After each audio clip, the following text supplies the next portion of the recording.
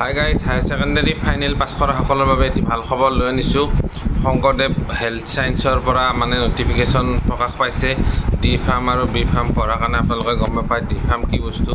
D farm হ'ল pharmacist. এই আজিকালি ল'ৰা ছোৱালীবিলাকে এইটো কোৰ্চ বহুতে বহুত ভাল পায় আৰু বহুতে বাছি লৈছে আৰু সুবিধাও পাইছে, চৰকাৰী চাকৰিও পায় আৰু লগতে আপোনালোকে চাকৰি নকৰিলেও লাইচেঞ্চখন ভাড়াত দি হ'লেও চলিব পাৰে। এই ডি ফাৰ্ম পঢ়াৰ কাৰণে আপোনালোকে হায়াৰ ছেকেণ্ডেৰী ছায়েন্সত পাছ কৰিব লাগিব। মিনিমাম 50% লাগে। এই নটিফিকেশ্যন এখন প্ৰকাশ পাইছে। মই স্ক্ৰীনশ্বটটো এই ডিছক্ৰিপশ্যনত দিছোঁ আৰু লগতে স্ক্ৰীণত চাই লওক আপোনালোকে। এডভাৰটাইজমেণ্টৰ আপোনালোকে অনলাইন কৰিব লাগিব। আপোনালোকে Srimanta Sankardev university of health science চমুকৈ www.ssuhs.in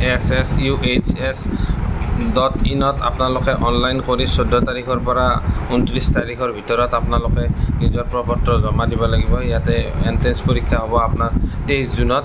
আপোনালোকৰ এই এণ্ট্ৰেন্স পৰীক্ষাৰ কাৰণে এটা নন ৰিফাণ্ডেবল ফিজ দিব লাগিব আৰু ইয়াতে যদি আপোনালোকে ইয়াতে কাট অফ মাৰ্কৰ ভিত্তিত এই নিৰ্বাচন কৰা হ'ব। ইয়াতে পাছ কৰিব লাগিলে এটা সাধাৰণ এণ্ট্ৰেন্স পৰীক্ষাত পাছ কৰিলে আপোনালোকে চৰকাৰীভাৱে পঢ়াৰ সুবিধাটো ডি ফাৰ্ম বি ফাৰ্ম পঢ়াৰ সুবিধাটো আপোনালোকে লাভ কৰিব। আৰু আপোনালোকে জানে চৰকাৰীভাৱে পাছ কৰিলে ফিজটো বহুত কম হয়, কম পইচাতে পঢ়িব পাৰিব। আৰু আপোনালোকে কিছুমানেতো বাহিৰত প্ৰাইভেটকৈ পঢ়ে, বাংগালোৰত পঢ়িব পাৰে। ইয়াতেতো ফিজটো যেনে ফিজটো লাগিব প্ৰায় 5-6 লাখ টকা।